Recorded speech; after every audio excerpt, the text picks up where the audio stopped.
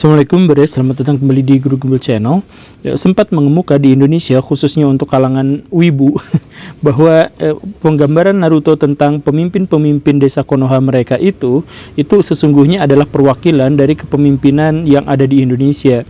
Kita misalkan bisa bandingkan antara Hashirama Senju itu ternyata mirip sekali dengan Bung Karno. Sama-sama pendiri negara, di sana pendiri desa namanya ya. Kemudian sangat kuat, sangat sakti, sangat tampan dan memerintah sejak usia yang sangat muda. Dan anehnya lagi adalah bahwa sosok Hashirama Senju itu mirip dengan Bung Karno kalau Baraya banding-bandingkan. Kemudian setelahnya itu adalah Tobirama, dan Tobirama juga memiliki banyak kesamaan dengan karakteristik Soeharto.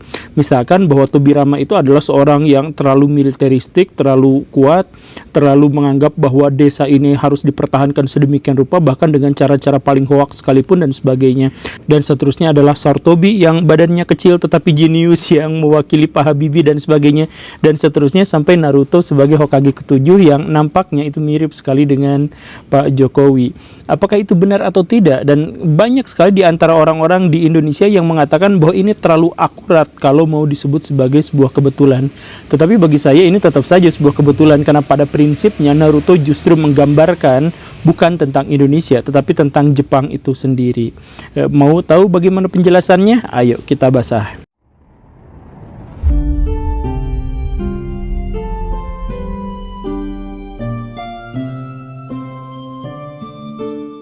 Karakteristik pertama yang harus kita telaah di Naruto yang menggambarkan sebuah alegori terhadap masyarakat Jepang tentu saja adalah Naruto. Coba kita ulas sedikit demi sedikit bagaimana karakteristik Naruto itu. Yang pertama adalah bahwa dia itu dianggap sebagai ninja yang tidak berbakat, tetapi dia sangat pekerja keras. Kemudian dia itu adalah orang yang tidak mau untuk menonjolkan diri sendiri, sehingga hampir di setiap pertempuran yang dia menangkan, walaupun dia bisa melakukannya dengan pertarungan seorang diri, tetapi yang dia lakukan selalu bekerja sama dalam sebuah tim. Biasanya seperti itu, kecuali ketika dia bertarung dengan Sasuke. Kemudian yang ketiga adalah bahwa orang-orang Jepang itu yang seperti ditunjukkan oleh karakteristik Naruto itu adalah orang yang kikuk tetapi bijaksana. Kikuk dalam artian ya gitulah, freak gitu, tetapi ketika ngomong ya, bacot nujutsunya itu ternyata bisa meluluhkan hati orang lain. Pikiran-pikiran orang Jepang itu seperti itu. Dan kemudian kita juga harus menekankan karakteristik bahwa orang-orang Jepang itu adalah orang-orang yang tidak pernah mau menonjolkan bakat. Bagi mereka bakat itu useless. Bagi mereka bakat itu tidak ada apa-apanya dan sama sekali tidak bisa dibanggakan, karena yang bisa dibanggakan itu adalah bagaimana mereka bekerja keras untuk menunjukkan prestasinya, kan seperti itu. Makanya kalau di Indonesia ejekan-ejekan paling ngena atau paling sering itu adalah anjing yang seperti itu ya, atau janco yang seperti itu, atau kalau misalkan di Amerika Serikat itu idiot gitu, dan pujian di Amerika Serikat yang paling banyak itu adalah you are genius yang semacam itu. Tapi kalau di Jepang ejekan yang paling menohok itu adalah useless, gak guna, gak berfaedah. Orang-orang Jepang itu adalah orang yang selalu mendambakan dan selalu membanggakan kerja keras mereka, selalu membanggakan bahwa saya itu berangkat dari nol untuk menjadi seorang hero. Saya itu berangkat dari tidak ada apa-apa, tidak punya apa-apa. Saya berangkat dari keterbatasan fisik, keterbatasan akal dan sebagainya, sama seperti Naruto yang digambarkan tidak memiliki bakat apapun di dunia ninja. Tetapi ternyata dia bisa melakukan ini itu gara-gara dia memiliki semangat untuk melakukan segala sesuatu, dan karena dia selalu bekerja sama dalam sebuah tim. Ini juga adalah sesuatu yang harus digarisbawahi, karena orang-orang Amerika selalu punya pandangan terhadap orang Jepang itu dalam satu peribahasa yang sering mereka ulang-ulang, yaitu bahwa satu orang profesor Amerika Serikat itu pasti lebih baik daripada satu orang profesor Jepang. Tetapi 10 orang profesor Amerika Serikat itu nggak akan ada apa-apanya dibanding 10 profesor orang Jepang. Kita bisa menemukan peribahasa ini ada di dunia nyata, Baraya. Jadi maksudnya kalau kita melihat penemu-penemu Jepang itu susah sekali kita ketahui siapa sih profesor orang Jepang yang terkenal gitu, susah.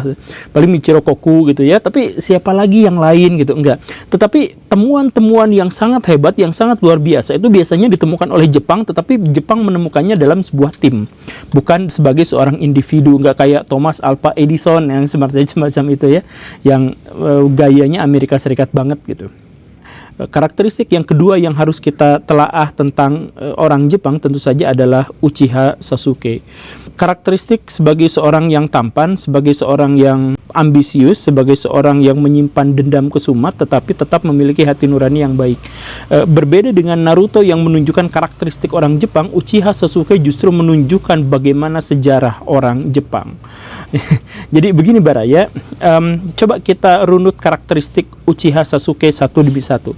Pertama, dia adalah berasal dari klan yang selalu membanggakan kekuatannya, selalu membanggakan kesaktiannya. Dan yang kedua adalah bahwa klan itu terisolir, bahwa klan itu karena terlalu kuat, terlalu hebat, atau mereka menganggap diri terlalu kuat dan terlalu hebat, maka mereka akan dikucilkan oleh Konoha dan kemudian mereka sengaja mengucilkan diri sendiri untuk menciptakan sebuah konspirasi. Dan pada akhirnya adalah Sasuke sendiri itu mengalami sesuatu tragedi yang sangat buruk.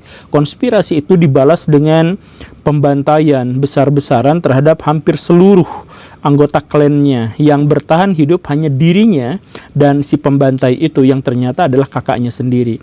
Uchiha Sasuke kemudian hidup dalam kebencian karena dia didoktrin oleh kakaknya bahwa kamu harus hidup dalam sebuah kebencian karena dari situlah kamu akan menjadi kuat dan suatu hari nanti saya akan buktikan siapa di antara kita yang paling hebat. Dan begitulah ceritanya. Nah, apakah ini menunjukkan karakteristik sejarah Jepang? Iya. Orang-orang Jepang sejak awal itu adalah orang-orang yang rasis. Mereka rasis sejak lahir. Kenapa seperti itu? Ini zaman dulu ya. Kenapa seperti itu? Karena mereka adalah orang-orang yang berasal dari Cina, tetapi ketika mereka berusaha kembali lagi ke Cina daratan, mereka ditolak karena banyak hal. Akhirnya mereka mengembangkan sendiri budaya Jepang yang seluruh akar budayanya itu berasal dari Cina, tetapi kemudian mereka mengembangkan ke arah yang lebih berbeda dan nampaknya benar-benar menjadi sangat berbeda. Wujud-wujud fasisme kemudian mulai bermunculan di Jepang, bahwa mereka itu sesungguhnya memang bukan berasal dari Cina, tetapi berasal dari dewa. Mereka adalah keturunan dari Amaterasu no Mikami, dewa matahari. Dan kenapa bisa seperti itu? Karena Jepang itu mereka anggap sebagai wilayah paling timur dan tidak ada wilayah apapun setelah Jepang. Ke sebelah sananya lautan Pasifik yang kita membutuhkan setengah dari keliling bumi untuk bisa sampai ke satu daratan yang lain. Tetapi tentu saja orang zaman dulu tidak pernah sampai ke wilayah itu, sehingga orang-orang Jepang terpatri pikirannya bahwa kami adalah orang paling timur, kami adalah tempat matahari terbit, kami adalah awal mula dari cahaya yang harus menerangi alam semesta, kami adalah keturunan dari Dewi Amaterasu no Mikami. Nah, pikirannya semacam ini berhubungan dengan pikiran yang pertama tadi tentang terisolir. Maka mereka itu adalah bangga terhadap diri sendiri dan kemudian menjelek-jelekan bangsa yang lain. Dan itu adalah alam pikiran Jepang setidaknya selama 1000 tahun sebelum restorasi Meiji. Tetapi apa yang kemudian terjadi? Nah, inilah seperti yang terjadi pada Uchiha Sasuke. Ketika orang-orang Jepang sedang bangga-bangganya terhadap diri mereka sendiri, bahwa mereka tidak bisa ditaklukkan dan sebagainya, tiba-tiba tahun 1851 kurunyunglah seorang Commodore Perry, orang Amerika Serikat. Dia datang untuk minta agar pelabuhan Jepang itu dibuka untuk Amerika Serikat. Tentu saja Jepang menolak seperti itu. Ngapain? Lu datang ke sini harus gua usir lagi karena lu orang barat itu hanya penghancur peradaban. Lu datang ke sini buat apa? Buat dagang. Iya, orang-orang barat itu semua datang itu ngakunya sebagai pedagang, tapi berikutnya mereka akan menjajah di seluruh dunia seperti itu. Orang-orang bisa dihoakin sama lu, orang-orang bisa dibohongin sama kamu, tetapi kami orang Jepang tidak mungkin bisa dibohongin. Jadi orang Amerika Serikat silahkan out dari sini. Begitu ya. Nah, tapi Commodore Perry itu maksa. Kan jadi ceritanya seperti ini Baraya, kalau kita lihat dari sudut pandang Amerika Serikat. Amerika Serikat itu adalah negara yang baru saja merdeka di tahun 1800-an awal. Kan mereka tuh lahirnya tahun 1700 sekian dan kemudian ada bentrokan banyak dan sebagainya, dan akhirnya mereka mulai mapan itu di tahun 1800 sekianan. Nah, ketika mereka mulai mapan dan mengidentifikasi bahwa kami itu sesungguhnya adalah orang barat, orang Amerika Serikat jadi iri dan malu karena melihat bangsa-bangsa barat yang lain itu telah menaklukkan dunia. Asia dan Afrika itu pasti dijajah oleh bangsa kulit putih, dan Amerika Serikat kok jadi bingung, saya mau ngejajah mana kalau gitu? Kan saya juga bangsa kulit putih, masa nggak kebagian sebagai tanah jajahan begitu? Sebenarnya orang-orang Amerika Serikat itu adalah orang yang tidak memiliki alasan untuk menjajah bangsa yang lain karena sumber daya mereka itu sangat banyak. Tetapi karena mereka mengidentifikasi sebagai bangsa barat yang harus menjadi menjajah, maka mereka melakukan itu. Sayangnya di kala itu sudah tidak ada lagi tanah yang lowong untuk dijajah. Cuman ada tanah-tanah sisa sedikit di Pasifik, yang pulau-pulau hampir tidak berpenghuni itu gitu ya. Nah, tapi ada satu daratan yang agak mencolok, yaitu Jepang. Jepang pada waktu itu tidak dijajah oleh bangsa yang lain karena menutup diri, mengisolir diri. Nah, si Amerika Serikat itu kekeh pengen menjajah, akhirnya maksa melalui Commodore Perry agar orang Jepang itu harus membuka pelabuhannya. Ya, akhirnya pertemuan yang tadi itu. Diusirlah kan si Commodore Perry itu sama orang Jepang. Orang Jepang itu samurai-samurainya udah ketawa. Dasar orang bule, gede-gede tapi pengacut. Bla bla bla bla bla. Commodore Perry-nya kan mundur dari kapal gitu ya. Pas udah jarak tertentu, ternyata ada yang beloknya. Cekluk cekluk cekluk cekluk cekluk.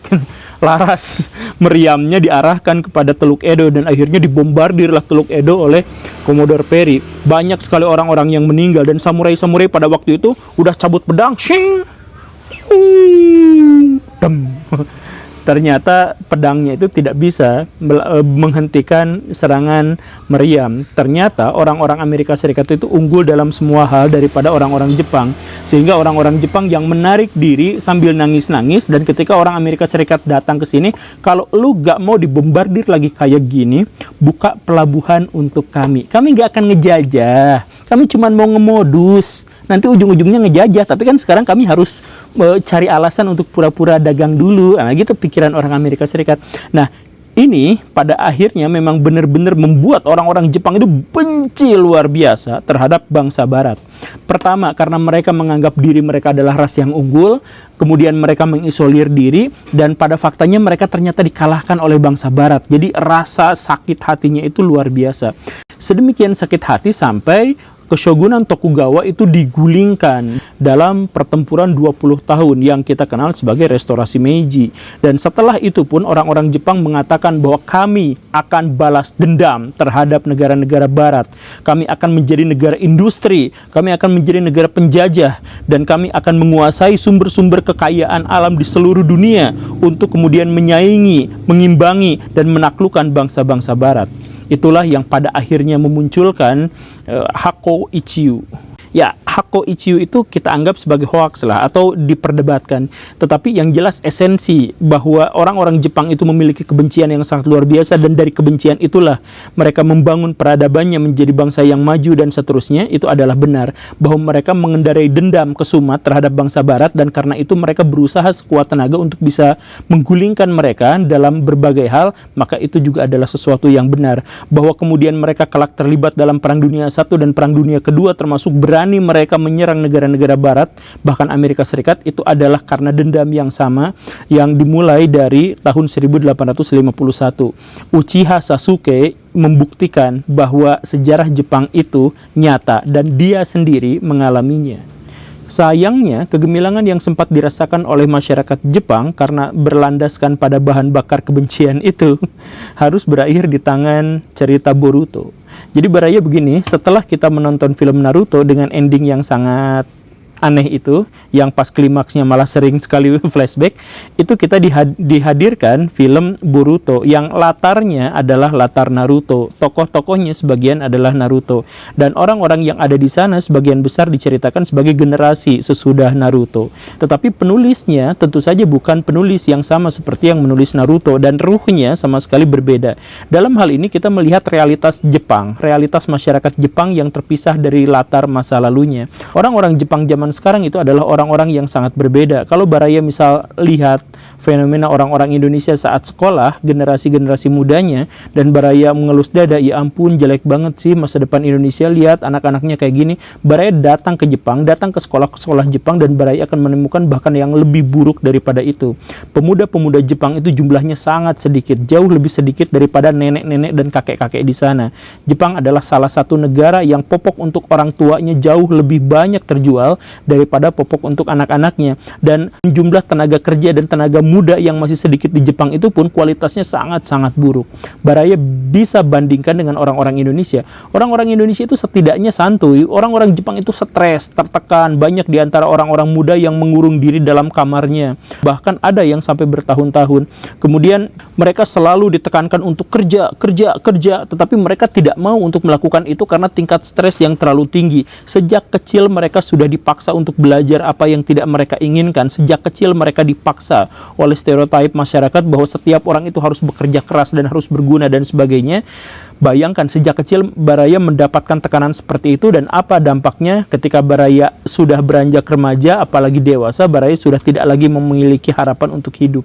Dan kalaupun hidup, Baraya meaningless, gak ngerti apa-apa, ngapain saya hidup, kenapa saya harus melakukan ini dan itu. Mereka tidak memiliki alasan untuk itu selain mereka sadar bahwa ini untuk keperluan hidup, karena keperluan hidup di Jepang terlalu mahal. Itu saja, tidak lebih. Dan dari sinilah kita pada akhirnya berangkat pada sebuah kesimpulan bahwa orang-orang Jepang berada di akhir dari kejayaannya. Sekarang orang Jepang masih dianggap sebagai orang-orang yang hidup di negara yang maju, tetapi yang dimaksud dengan maju itu adalah sisa dari kemajuan masa lampau. Ekonomi mereka terus memburuk, kondisi kerja mereka semakin memburuk, inovasi-inovasi mereka sekarang tidak ada apa-apanya dibandingkan negara-negara pesaing. Dulu mereka maju dengan Toyota, Honda dan sebagainya, tetapi ketika mereka masuk dunia baru, dunia digital baru, ada handphone, ada apa dan sebagainya, mereka mula-mula dikalahkan oleh Korea Selatan, dan kemudian sekarang mereka dihabisi oleh Cina. Sekarang mereka hanya bisa bertahan dengan produk-produk lama mereka, dan mereka tidak bisa berinovasi atas produk-produk baru mereka. Mereka dikalahkan di semua lini. Nah, kenapa seperti itu? Ya, sama seperti di film Boruto itu. Mereka punya latar yang sama, tetapi penulisnya bukan orang yang sama lagi. Mereka adalah generasi-generasi baru yang hidup di dunia baru, yang mereka hidup karena keterpaksaan dan mereka tidak memiliki motif dan alasan, serta tidak memiliki makna kenapa mereka harus hidup.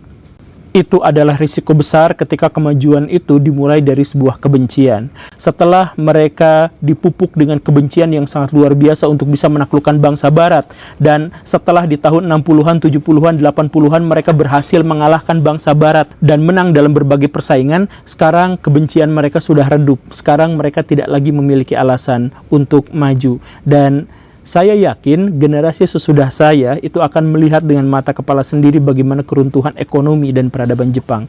Saya tidak sedang mendoakan, kita sama-sama mendoakan semoga mereka tetap mendapatkan sesuatu yang lebih baik dari apa yang saya sampaikan. Tetapi berbagai studi telah menyebutkan bahwa Jepang di masa depan adalah Jepang yang benar-benar telah dihancurkan. Semoga kita bisa mengambil pelajaran dari situ, dan semoga itu semua tidak terjadi pada Indonesia. Semoga Indonesia dengan negara kesantuyannya ini bisa bertahan lebih baik dan di kemudian hari akan menjadi negara yang maju. Terima kasih karena sudah menyimak. Saya Guru Gembul. Assalamualaikum warahmatullahi wabarakatuh.